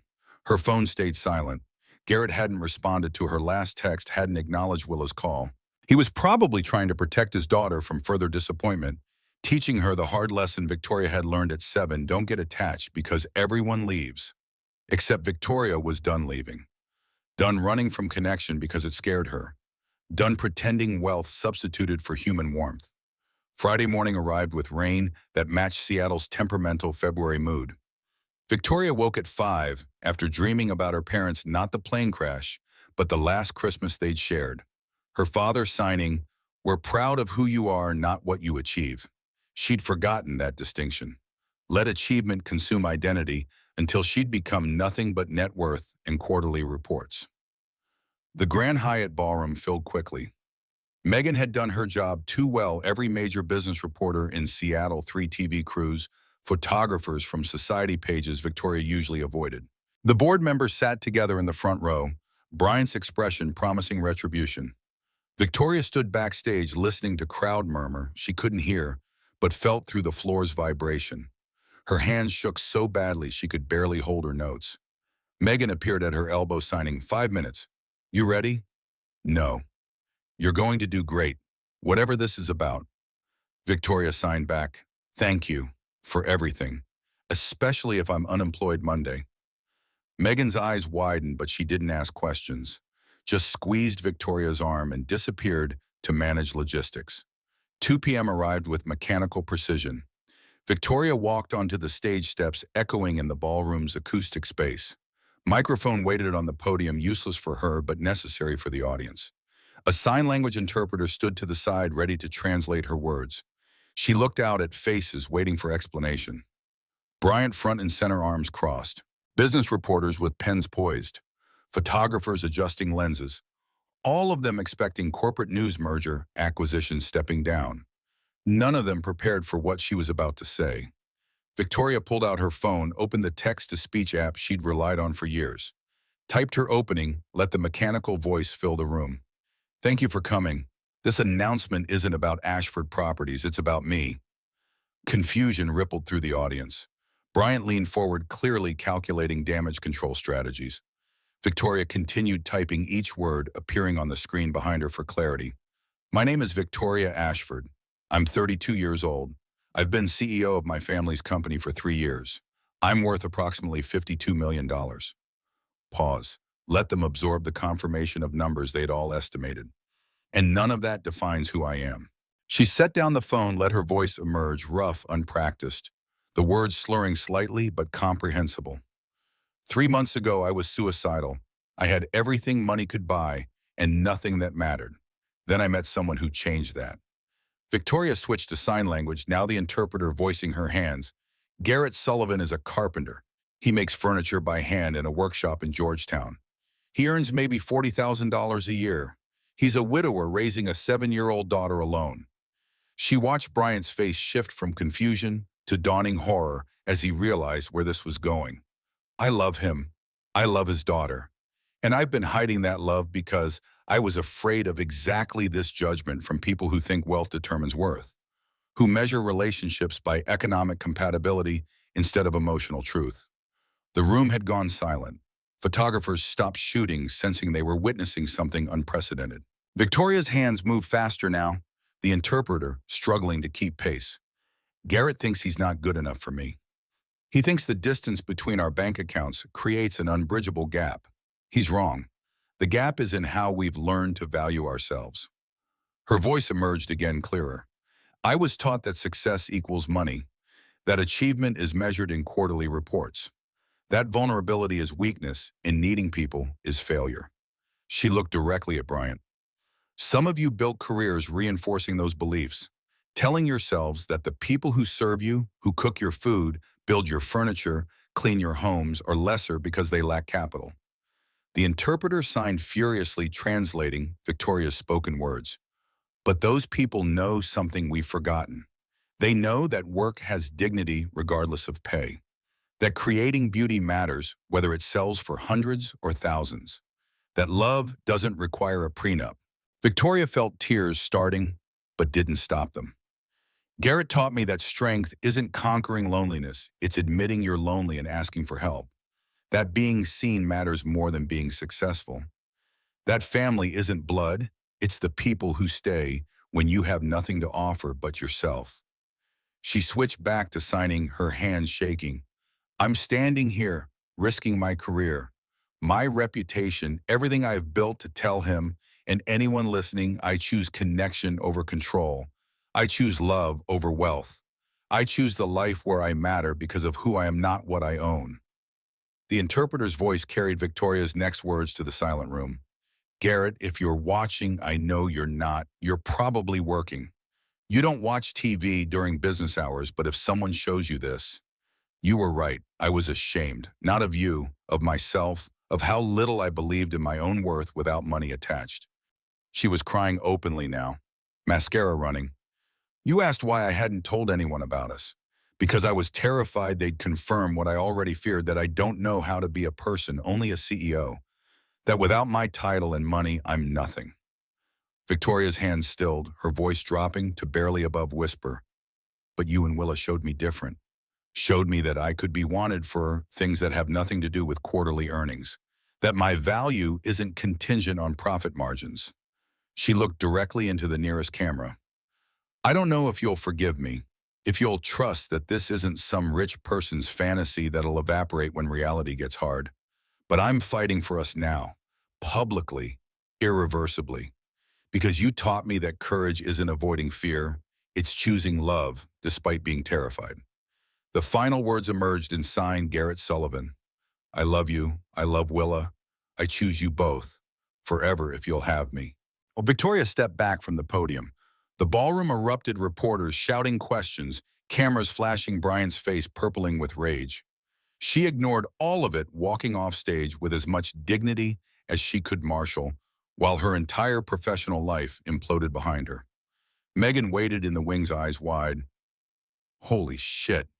Victoria nodded. Indeed. The board is going to, I know, let them. I meant every word. Her phone started buzzing before she'd reached the parking lot. Texts, emails, calls from numbers she didn't recognize. She ignored them all, driving toward Georgetown with single-minded focus. If Garrett had seen the press conference, unlikely given he'd be working, someone would tell him soon. She wanted to be there when he found out. The workshop was open, Garrett visible through windows, bent over a table. Victoria parked and sat trying to calm her racing heart. What if he was angry? What if public declaration felt like pressure instead of proof?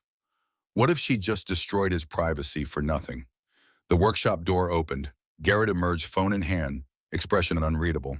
He walked to her car, tapped on the window. Victoria got out, standing on uncertain legs. You held a press conference, he signed. I did.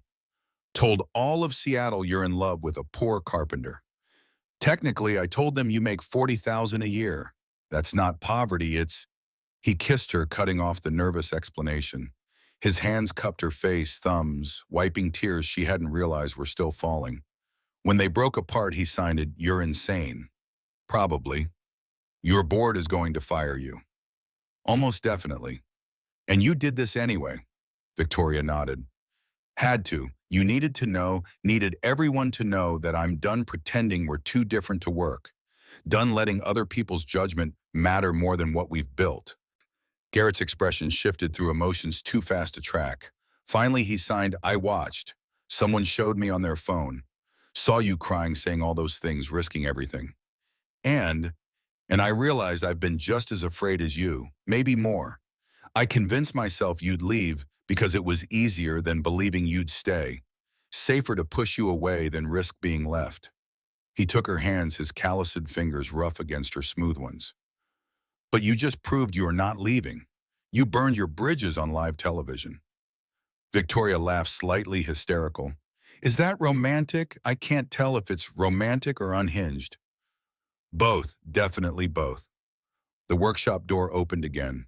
Willa emerged, a golden retriever bounding beside her. The girl stopped when she saw Victoria's eyes going wide. Vic, Mom, Victoria knelt as Willa ran, catching the child's flying tackle hug. The dog jumped around them, tail wagging frantically, the three of them creating a tangle of limbs and fur and joy. You came back, Willa signed, against Victoria's shoulder. I knew you would. I'm sorry I stayed away. I was scared. Of what? Of not being good enough for you and your daddy. Willa pulled back, signing with fierce certainty. That's silly. You're perfect for us. Garrett joined them, making it a group hug that felt like coming home. When they finally separated, Willa demanded, Are you staying this time for real? Victoria looked at Garrett, saw the question in his eyes too. This was commitment's moment, the point where theoretical became actual. If you'll have me, if your dad wants, Garrett kissed her again, softer this time. I want everything. You, us, the whole terrifying mess of figuring out how two different worlds become one. It won't be easy. Nothing worthwhile is. They stood in the February drizzle, 3 people and a dog, building the shape of family from want and bravery and the willingness to believe love mattered more than logic. Victoria's phone buzzed insistently. She checked it, 47 missed calls, twice that in texts. Brian's name appeared most frequently, messages escalating from professionally angry to unprofessionally furious. I should probably check these. Garrett took the phone, turned it off, handed it back. Tomorrow. Today, you're with us. The pronouncement felt like permission to ignore responsibility for the first time in Victoria's adult life. She let herself be led inside the workshop where Willa showed off furniture pieces in progress. Hope sprawled on sawdust piles, and Garrett explained the properties of different woods with the passion of someone who'd found his calling. Evening came with the particular softness of Pacific Northwest winter. They migrated to the house where Garrett cooked dinner, while Victoria attempted to help and mostly got in the way. Willa set the table with mismatched plates, narrating her day at school with theatrical flair. They ate pasta, apparently Garrett's signature dish, and Victoria realized this was her favorite meal ever, not because of complexity or cost, but because it tasted like belonging. After dinner, Willa monopolized Victoria's attention, demanding they play with the colored pencils that had started everything. They sprawled on the living room floor, while Garrett cleaned up, drawing pictures of our family, 4 figures, now including Hope, all holding hands. You have to stay forever now, Willa announced, coloring Victoria's hair with yellow that looked nothing like her actual blonde. Because I already drew you in. The child logic was irrefutable. Victoria signed, then I guess I'm staying. Bedtime arrived with Willa's protest that she wasn't tired despite obvious exhaustion. Garrett carried her to bed, Victoria following. They tucked her in together, the routine feeling natural as breathing. Vic, Mom, will you read to me? Victoria picked up the book on the nightstand, some story about princesses and dragons, and began signing the words while speaking them aloud. Willa's eyes drifted closed before page 3, but Victoria finished the chapter anyway, unwilling to break the spell. In the hallway outside Willa's room, Garrett pulled Victoria close. She's going to get so attached. Good, I'm already attached. What happens when the newness wears off? When you remember you have a penthouse and I have this falling apart rental? Victoria touched his face, making him look at her. Stop borrowing trouble. We'll figure it out day by day. You're going to get frustrated with how small my world is. Your world isn't small, it's real. Mine was a small one, $52 million, and no one to share it with. They kissed in the dimly lit hallway, surrounded by Willa's artwork and the smell of sawdust that clung to everything Garrett owned. Victoria had never felt richer. Later, after she'd driven home to her penthouse, the reality of her press conference hit with delayed impact. She turned on her phone, watched messages flood in. Some supportive friends she'd forgotten she had expressing surprise and happiness. Some curious business associates wanting details. Many condemning board members, business partners, people who saw her confession as weakness or manipulation. Bryant had sent 17 messages escalating from "call me immediately" to "emergency board meeting Monday morning" to "you've destroyed this company's reputation." Victoria read them all with strange detachment. These were the people she'd spent 3 years trying to impress, convince, prove herself to. Their approval had seemed essential, their judgment deadly. Now it felt irrelevant. What did Bryant's opinion matter compared to Willa's trust?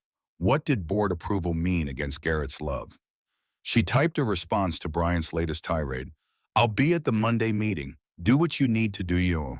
I've already made my choice. Saturday brought unexpected consequences. Victoria's phone rang at 7 a.m. Her father's oldest friend, Marcus Chen, who'd served on the Ashford Properties Board since before Victoria was born. Victoria, I saw your press conference. She braced for disappointment. I know it was unconventional. It was brave. Your parents would be proud.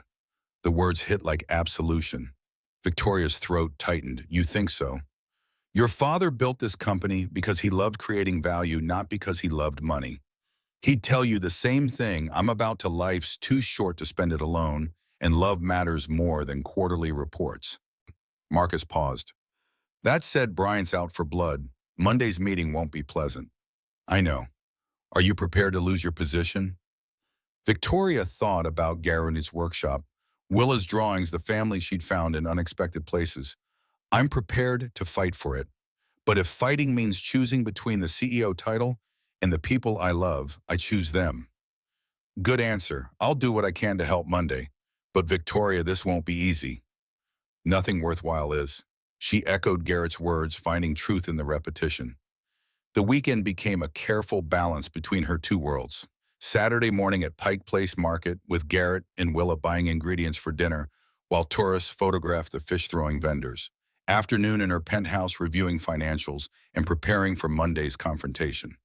Sunday they drove to Discovery Park, Willa running ahead with hope, while Garrett and Victoria walked hand in hand. The February air bit cold, Puget Sound spreading gray-blue to the horizon. What happens if they fire you? Garrett signed in. I find something else.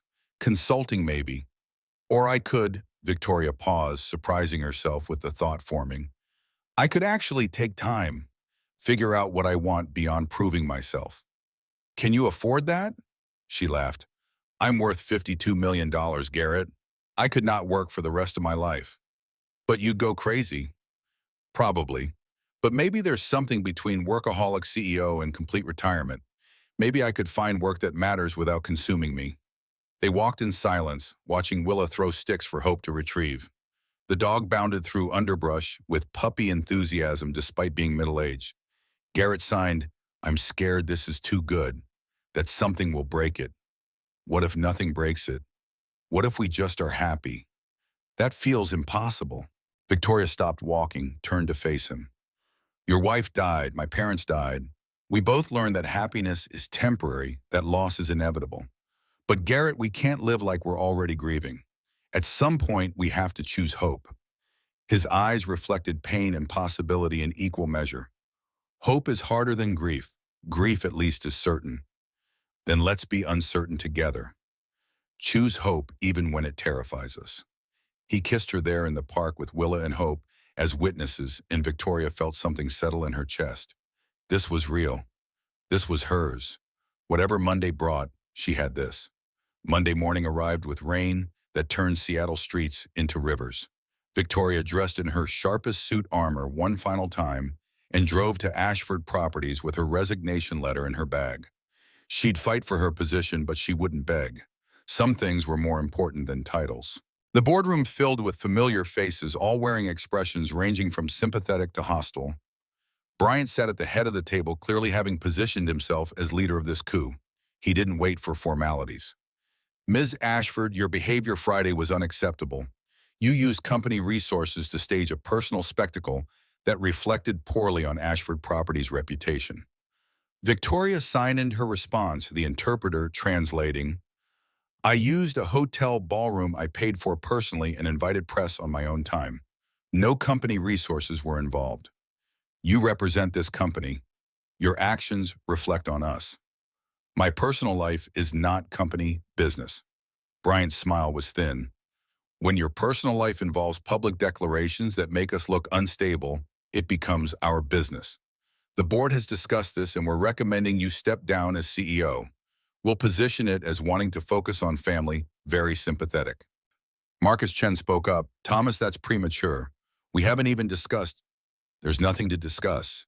Victoria has shown herself incapable of separating personal from professional. She's a liability. Victoria stood, hands moving with precise calm. I won't step down. If you want me gone, vote me out.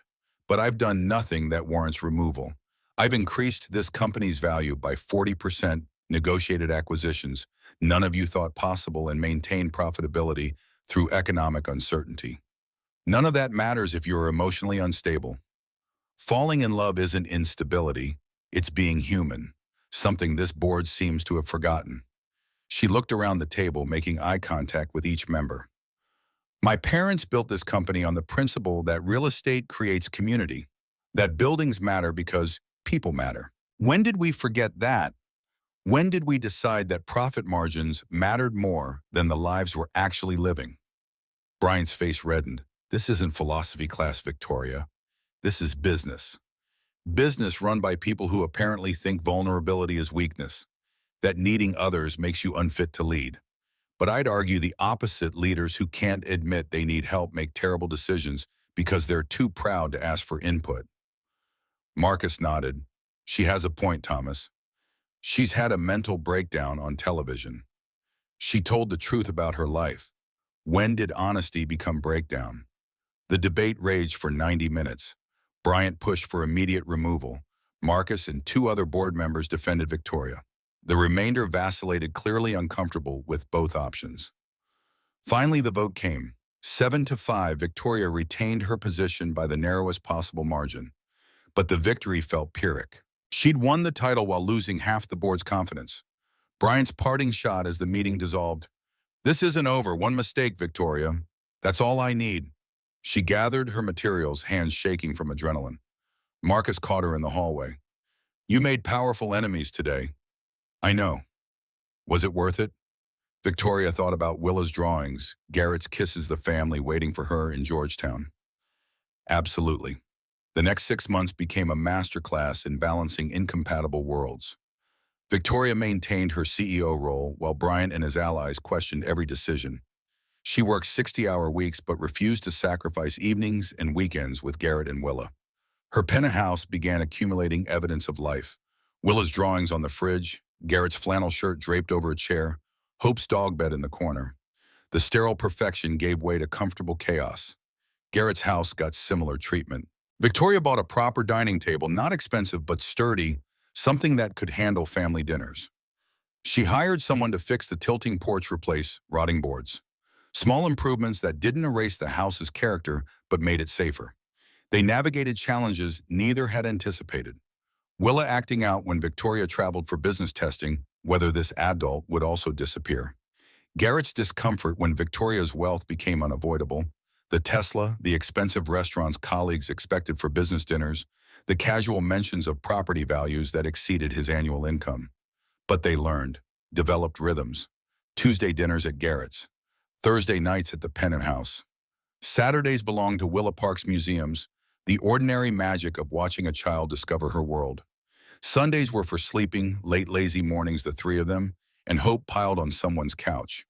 Victoria discovered she liked domesticity's small rituals, liked packing Willa's lunch even though she did it badly, liked watching Garrett work in his shop, the meditative focus as he transformed raw wood into beauty, liked being needed for things that had nothing to do with profit margins.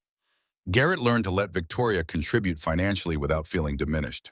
They established ground rules she could pay for things that benefited all of them but wouldn't fix his business or house without permission. Investment, yes. Takeover, no. Partnership instead of charity. Willa thrived. Her teacher reported improved confidence, better social skills. The child who'd been quietly grieving her mother began blooming with the stability of two adults who adored her. February had brought an unexpected addition when Willa begged them to visit the animal shelter. Hope, a 3-year-old golden retriever with graying muzzle and gentle eyes, had been surrendered by an elderly owner who'd moved to assisted living. The dog took to Willa immediately, and Victoria found herself signing adoption papers before she'd fully processed the decision. Now hope was woven into their fabric, another thread connecting Victoria to this life she was building. August brought Willa's 8th birthday. Victoria organized a party at the penthouse, risky given the potential for kids to destroy expensive things, but worth it to see Willa's face when 20 classmates explored the space with appropriate awe. Garrett stood beside Victoria on the balcony, watching children shriek over birthday cake. A year ago, I thought we'd spend her birthday alone, just us pretending to be okay. And now she's got a whole village. He gestured at kids' parents, Mrs. Clara, who'd become surrogate grandmother. Because you gave us that. Victoria shook her head. We gave each other that. You taught me what family means. I just had the space to host the party. They'd learned that dance, accepting what each contributed without hierarchy of value. His time and skill mattered equally to her money and connections. Different resources, same commitment. Fall arrived with Victoria making an announcement that shocked her board. She was stepping down as CEO. Not fired, not forced out, but choosing to become board chair instead. Reduced hours, reduced stress, reduced need to prove herself daily to people who'd never fully accept her. Brian had finally gotten what he wanted, her exit, but the victory rang hollow since she had orchestrated it on her terms.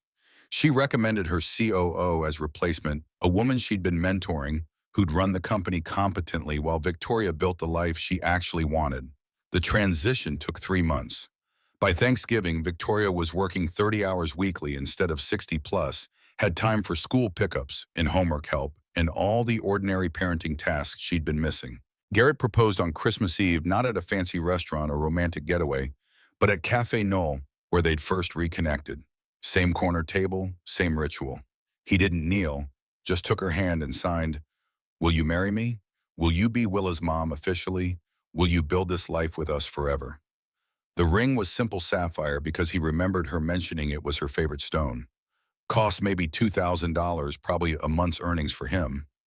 Victoria cried, saying yes, slipping the ring on her finger and feeling it settle like it belonged there. Willa shrieked with joy, attracting attention from nearby tables. Hope barked, sensing excitement. They married in March, small ceremony at the courthouse with Willa as witness and Marcus Chen giving Victoria away. No society wedding, no guest list politics, just them making legal what had been true for months. The media coverage was surprisingly positive. The CEO who'd fallen for a carpenter became a feel-good story, proof that love transcended class. Victoria hated the narrative's simplicity, but appreciated that public opinion had shifted from scandal to support. Their honeymoon was a week at the San Juan Islands, Victoria's choice of location, Garrett's budget for activities. They hiked, kayaked, let Willa explore tide pools while Hope barked at seagulls. No 5-star resorts or expensive excursions. Just time unhurried and sweet. Victoria sold the penthouse in June. Couldn't justify keeping it when she spent 90% of nights at the Georgetown house anyway. She and Garrett bought a place together, nothing extravagant, but solid in a neighborhood with good schools. Big enough for Willa to have her own room, for Victoria to have an office, for Garrett to have a workshop in the converted garage. Equal down payment, equal mortgage. They'd fought about it, Victoria wanting to buy outright, Garrett insisting on contribution, until they'd compromised on partnership. Her money mattered, but so did his pride. They learned to honor both. 2 years after that Christmas Eve, when Victoria had contemplated suicide, she found herself back at Cafe Noel with her family. Annual tradition now commemorating the night everything changed. Willa was 9, sprouting into the person she'd become, confident, kind, fluent in ASL and English both. Hope sprawled under the table, graying around the muzzle, but still game for adventures. Garrett sat across from Victoria, wedding ring, catching light, his face carrying the particular contentment of someone who'd found his place. The waitress didn't know, their story brought hot chocolate for Willa, coffee for Garrett, tea for Victoria. Same order, different year. Victoria looked around the crowded cafe, families celebrating, couples, dating friends, catching up. She used to watch from outside, observer of lives she couldn't access. Now she was part of the scene, woven into the fabric of human connection. "What are you thinking?" Garrett signed. "That 2 years ago I wanted to tea, and now I want to live so much it scares me." Good scared or bad scared? Good, definitely good. Willa interrupted their moment by showing Victoria a drawing, the three of them, plus Hope, rendered in colored pencils, that had started everything. The figures held hands, smiling wider than anatomy allowed. Childish and perfect. "For you, Vic Mom, for our anniversary." Victoria traced the crayon lines, throat tight. "It's beautiful, baby. We're beautiful. Our family." The simple declaration carried weight of earned truth. They were beautiful, not despite their complications, but because of them. Beauty wasn't perfection. It was broken people choosing wholeness together. Later, walking to their car through December rain, Victoria thought about the sleeping pills she'd thrown away 2 years ago, about the woman who'd stood in a penthouse contemplating oblivion. That Victoria felt like someone else entirely, a ghost she'd exorcised through the terrifying act of letting herself be loved. She wasn't fixed, still struggled with control issues, still defaulted to money when emotions got complicated, still had moments of wondering if she deserved this happiness. But she'd learned something more valuable than healing. That love didn't require being whole first. That family happened in the messy middle of becoming, not after some perfect transformation. Garrett caught her hand, squeezed. "You okay?" "More than okay, grateful." They drove home, their home, the one they'd chosen together, and Victoria marveled at how ordinary it had become. This life she'd thought impossible was now just life. Wake up, make breakfast, drop, Willa at school, work, dinner, homework, help, bedtime stories, sleep tangled around Garrett. Ordinary. Beautiful. Enough. That night, after Willa was asleep and Hope snoring in her bed, Victoria and Garrett sat in their living room. The Christmas tree they decorated together stood in the corner, lights reflecting off windows. "Do you ever miss it?" Garrett signed. The penthouse, the CEO title, the power. Victoria considered carefully. "I miss the simplicity of knowing my worth through numbers. Money's easy, either you have it or you don't. But this," she gestured at their life, "this is harder to quantify. How do you measure love? How do you calculate the value of Willa calling me mom, of waking up next to you every morning? You can't." Exactly. So I had to learn a whole new kind of math. One where worth isn't about what you own, but who you are when everything's stripped away. Wish. Garrett pulled her close. "And who are you?" A woman who almost gave up before she found her reason to stay. A mom figuring it out day by day. A wife learning that needing someone isn't weakness. A person who finally understands that the richest thing you can be is loved. They sat in comfortable silence, watching tree lights blink in patterns. Outside, Seattle continued its rain-soaked existence. Tomorrow would bring challenges. Garrett's business had slow periods. Victoria's former colleagues still whispered about her choices. Willa's school presented constant new dramas. But tonight, in this house they'd built together, Victoria Ashford Sullivan felt something she'd spent 34 years chasing through all the wrong avenues: peace. Not the absence of struggle, the presence of purpose. The knowledge that whatever came next, she wouldn't face it alone. Garrett's hands moved in the dimness. "I love you." Victoria signed back, "I love you too." Thank you for seeing me when I was invisible, for teaching me that being heard doesn't require sound, for showing me that family is built by choice, not just by blood. Thank you for being brave enough to choose us, for fighting when it would have been easier to walk away, for becoming the mother Willa needed and the partner I'd stopped believing I could find. They kissed there on the couch they'd bought together at a secondhand store surrounded by the imperfect, beautiful life they'd created from courage and compromise. And the revolutionary act of believing love mattered more than logic. 2 years ago, Victoria had stood in a cafe contemplating her exit. Tonight, she sat in her home, held by the man she loved, knowing that her daughter slept safely down the hall. The distance between those two moments was measured not in time but in transformation. The journey from isolation to belonging, from success to significance, from existing to truly living. And it had started with one simple choice: to stay, to try, to believe that maybe, just maybe, she was worth more than her net worth. That maybe there were riches money couldn't buy and poverty money couldn't cure. She'd been right about all of it. The transformation hadn't been easy, probably never would be complete, but it was real and it was hers and it was enough. More than enough, everything.